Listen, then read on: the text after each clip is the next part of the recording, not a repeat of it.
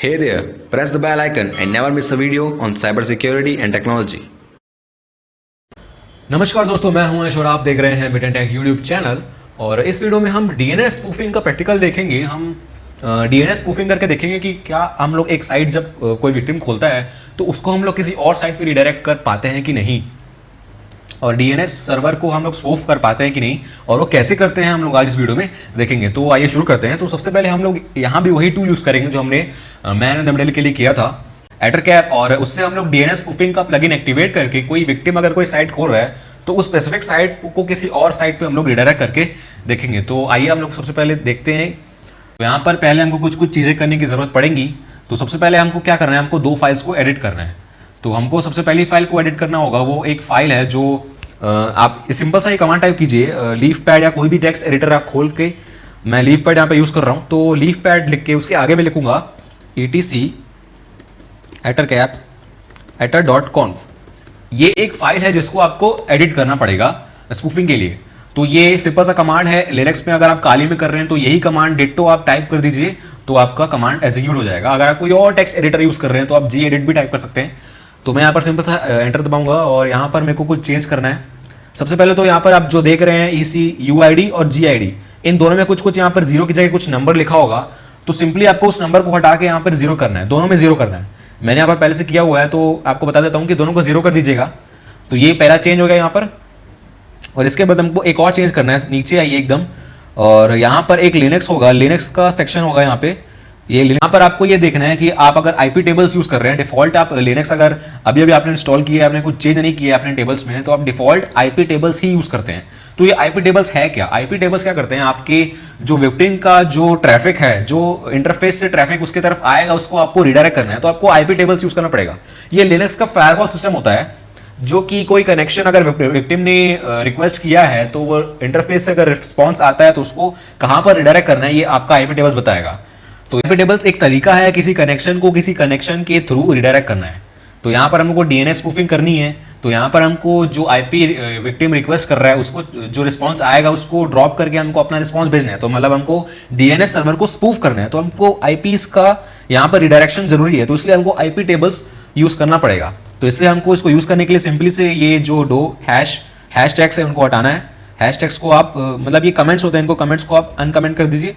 तो और इसको सेव कर दीजिए बस। तो ये फाइल तो हमारी पूरी सेट हो गई है। आपको दो चेंज करने हैं, यहाँ पर आईपी टेबल्स को अनकमेंट करना है दोनों लाइंस, और EID और UID और GID को 0 करना है। बस इस फाइल को क्लोज कर दीजिए। और अब एक और फाइल को हमको एडिट करना पड़ेगा। सिंपली आप कॉन्फ को हटा के DNS लिख दीजिए। तो etter.dns को हमको एडिट करना है। अब यहाँ क्या करना है, हमको मेन काम करना है कि हमको जिस साइट से जिस साइट पर रिडायरेक्ट कर रहे हैं उन दोनों की डोमेन और आईपी पता होनी चाहिए। तो मतलब अगर आप मान लीजिए कोई विक्टिम एक साइट खोल रहा है तो उस साइट का आपको डोमेन पता होना चाहिए कि कौन सी साइट को आप रिडायरेक्ट करना चाहते हो। तो यहाँ मेरे केस में मेरी एक पब्लिक वेबसाइट बनी हुई है, तो उस वेबसाइट से मैं विक्टिम को रिडायरेक्ट करना चाहता हूँ किसी और वेबसाइट पे।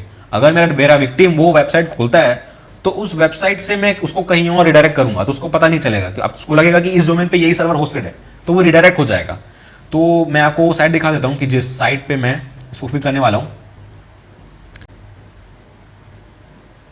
तो ये मेरी एक साइट है, बनी हुई है, मेरी खुद की साइट है। तो यहाँ पर ये साइट अगर कोई विक्टिम खोल रहा है तो मुझे उसको रिडायरेक्ट करना है किसी और साइट पे, और जिस साइट पे मुझे उसको रिडायरेक्ट करना है वो है ये, इस पे मुझे इसको रिडायरेक्ट करना है। ये साइट है मेरी जो मैंने काली लिनक्स पे होस्ट की हुई है, और मेरे अपने सिस्टम पे होस्टेड है, वो लोकली होस्टेड है।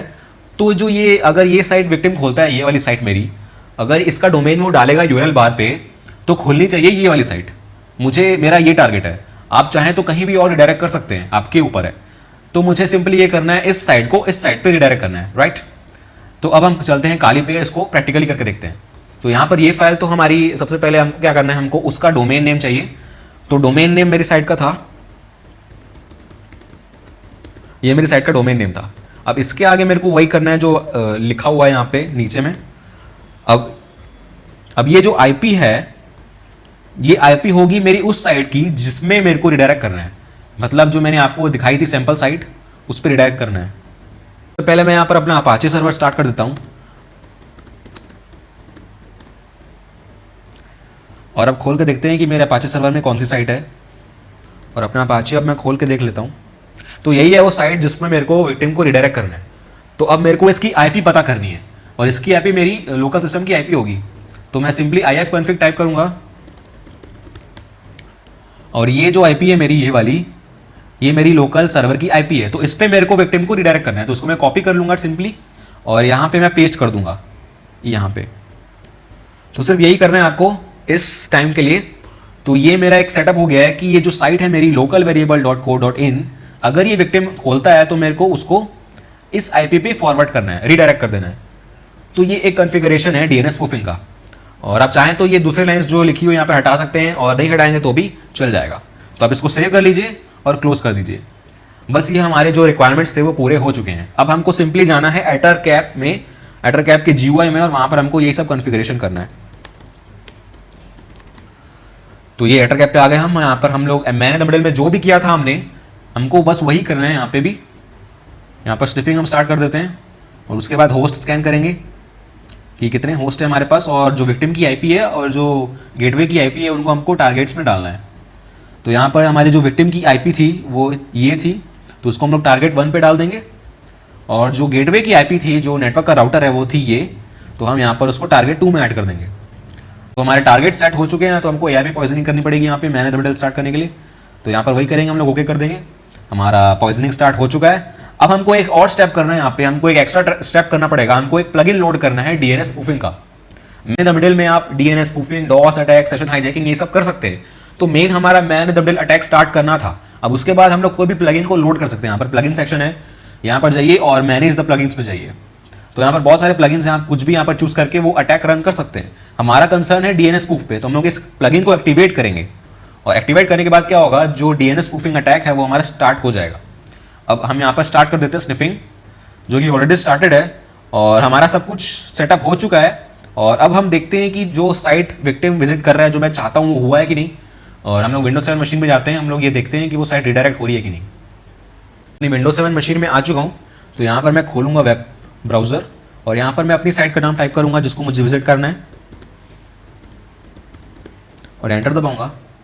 और जैसे कि आप देख सकते हैं, ये जो मेरी साइट यहाँ पर मुझे खोलनी चाहिए थी localvariable.co.in, जो मेरी ओरिजिनल साइट थी वो नहीं खुली है। जो मेरे काली लिनक्स में जो मैंने होस्ट किया हुआ है पेज, वो खुला है। तो ऐसा होता है डीएनएस स्पूफिंग। मैंने खोलना कुछ और चाहा, लेकिन डीएनएस मुझे कोई और ही आईपी प्रोवाइड कर दिया, जो आईपी मैंने उसके eta.dns फाइल में डाली थी।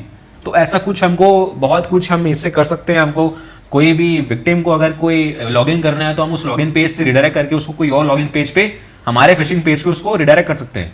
तो जो भी वो डिटेल्स डालेगा वो हमारे पास आ जाएंगी। तो ये बहुत ईजी भी है और बहुत इसको डिटेक्ट करना भी बहुत मुश्किल है और ये बहुत खतरनाक भी हो सकता है। तो यहाँ पर हमने डीएनएस स्पूफिंग तो देख लिया कि कैसे होता है।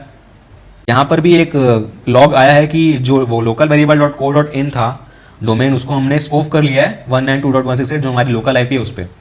तो ऐसा ही आप किसी भी साइट को किसी भी साइट से रिडायरेक्ट कर सकते हैं। हालांकि जो HTTPS होती हैं, जो सिक्योरिटी सर्टिफिकेट वाली साइट्स होती हैं SSL वाली, वो रिडायरेक्ट नहीं होती हैं बहुत हद तक, वो सिक्योर रहती हैं। उनके डिजिटल सर्टिफिकेट, साइंड सर्टिफिकेट होते हैं। तो अगर आप साइंड सर्टिफिकेट खुद के ले सकते हैं, खुद का आपके पास है, तो आप उसको भी कर सकते हैं स्पूफ। लेकिन वो इतना ईजी नहीं होता है, क्योंकि बहुत सारी साइट्स आजकल सिक्योरिटी सर्टिफिकेट में बहुत कंसर्न हो गई हैं।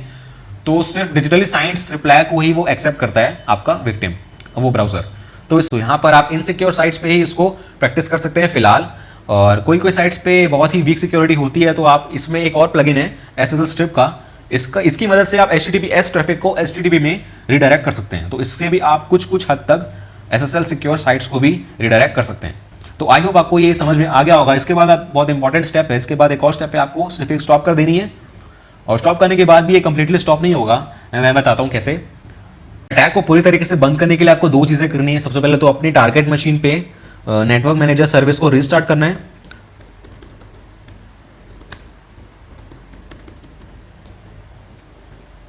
तो फिर से चालू हो जाएगा बंद होके। और अपनी विक्टिम मशीन पे अपनी डीएनएस कैश को फ्लश करना है। मैंने जैसे बताया था कि कुछ डीएनएस के रिप्लाईज आपका जो वेब ब्राउजर है वो कैश में स्टोर कर लेता है। तो उन कैश को आपको फ्री करना पड़ेगा, ताकि जो आपकी स्पूफ्ड आईपी है वो हट जाए और जो ओरिजिनल आईपी है वही दिखे, जो साइट खुलनी चाहिए वही खुले। तो इसलिए आपको एक कमांड टाइप करना पड़ेगा ipconfig विक्टिम की मशीन में /flush DNS। इससे क्या होगा, जो डीएनएस का कैश है वो फ्लश हो जाएगा, वो क्लियर हो जाएगा। उसके बाद जो भी रिप्लाईज है वो नए नए ऐड होते जाएंगे डीएनएस पे। अब यहाँ पर इसको रिलोड करके देखते हैं। तो अब यहाँ पर रियल पेज खुल रहा है मेरा local variable dot co dot in का। तो ऐसे होता है डीएनएस स्पूफिंग। आई होप आपको समझ में आ गया होगा कि कैसे होता है और किस तरीके से कर सकते हैं आप, किस तरीके से विक्टिम को डीएनएस पे रिडायरेक्ट किया जा सकता है। तो और भी टूल्स हैं इसके डीएनएस स्पूफिंग के, आप मैनुअली भी कर सकते हैं कमांड लाइन से, एटरकैप से बहुत ईजी हो जाता है। तो आई होप आपको ये वीडियो समझ में आया होगा। अगर आपके कोई डाउट्स है, कोई भी सवाल है तो प्लीज कमेंट में जरूर पूछिए और इस वीडियो को, इस चैनल को सब्सक्राइब करें ताकि ऐसी वीडियोस आपको आगे भी प्रैक्टिकल्स मिलते रहें। तो मेरी अगली वीडियो तक देखते रहिए, सीखते रहिए और गुड बाय।